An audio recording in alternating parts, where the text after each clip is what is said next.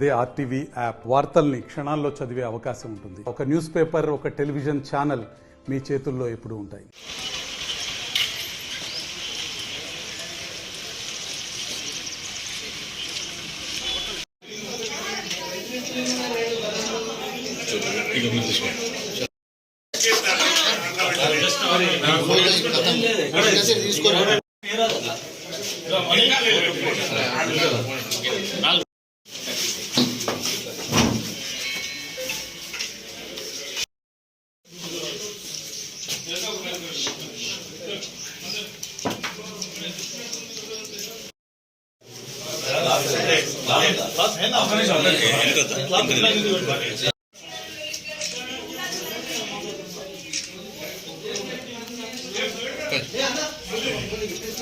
Sir పైకి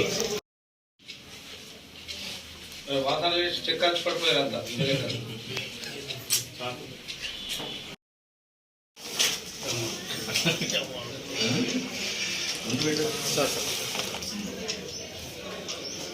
ఎన్ని kgs ఉంటుంది సార్? ఇది 3 కిలోలు.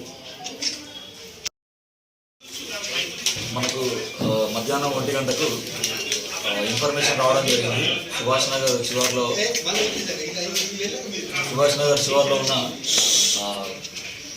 సదర్మట్ కెనాల్ మీద ఒక 2 వ్యక్తులు గాంజా అమ్ముతున్నట్టు ఇన్ఫర్మేషన్ రావడం జరిగింది. దాని మీద ఎస్ఐ గారు మరియు మన పోలీస్ టీం అంతా కూడా వాళ్ళని చుట్టుముట్టి పట్టుకోవడం జరిగింది. పట్టుకొని వాళ్ళ దగ్గర 2 వ్యక్తులు ఉన్నారు. వాళ్ళ పేర్లు వచ్చేసి ఒక ఆయన పేరు గుట్ట మనోహర్, తండ్రి పేరు నర్సయ్య. ఇతను ఆటో డ్రైవర్గా పనిచేస్తాడు, గాంధీనగర్లో ఉంటాడు.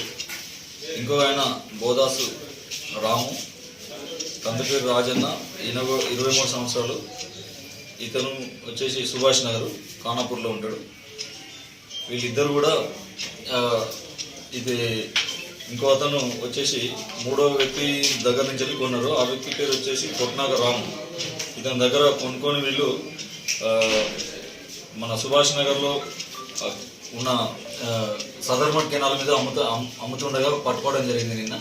వీళ్ళ దగ్గర నుంచి వెళ్ళి 3 కేజీల గాంజా రికవర్ చేయడం జరిగింది. దీని వర్త్ వచ్చేసి సుమారు 3 లక్షల రూపాయలు ఉంటుంది. అయితే వీళ్ళు ఇక్కడ ఖానాపూర్లో బస్ స్టాండ్లో ఇంకా ఇతర ప్రదేశాల్లో వీళ్ళు కొంతమంది పిల్లలకు గాంజా అలవాటు చేయడం జరిగింది. దీనివల్ల యూత్ చాలామంది ఇక్కడ గాంజాకు అలవాటు పడ్డట్టు కంప్లైంట్స్ వస్తున్నాయి. దీని మీద చాలా రోజుల నుంచి వెళ్ళి నిఘా పెట్టి వీళ్ళని పట్టుకోవడం జరిగింది. ఎంతమంది సార్? 2 పట్టుకున్నాము. ఇంకో అతను వీళ్ళకు సప్లై చేసిన అతను కూడా ఒక అతను కూడా పట్టుకోవడం ఈరోజు చూపిస్తాము. అతను కూడా ఇన్ఫర్మేషన్ ఉన్నది, దాన్ని అతను కూడా పట్టుకోవడం జరుగుతుంది. అయితే దీన్ని మనకు పేరెంట్స్కు మరియు స్టూడెంట్స్కు నేను చెప్పేది ఏంటంటే, ఇది ఒకసారి అలవాటు అయితే దీన్ని మానుకోవడం చాలా కష్టం. కాబట్టి దీన్ని జోలికి ఎట్టి పరిస్థితుల్లో పోవద్దు.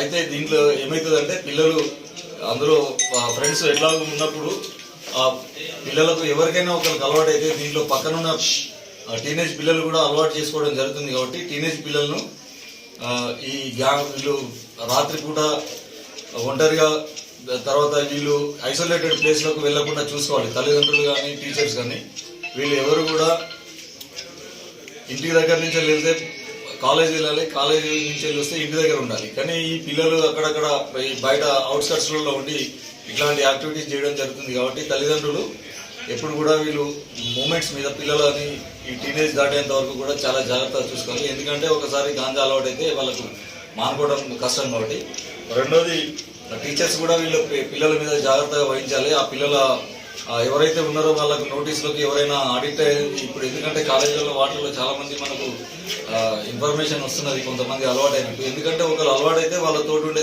పక్కనున్న స్నేహితులు కూడా చెడగొడుతున్నారు పిల్లలు.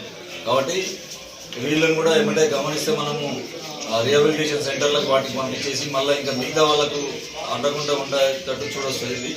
ఇంకోటి, చాలా మంది చూస్తున్నారు కానీ ఇంకా పోలీసులకు ఇన్ఫర్మేషన్ ఇవ్వడానికి దానికి ముందుకు రావట్లేదు.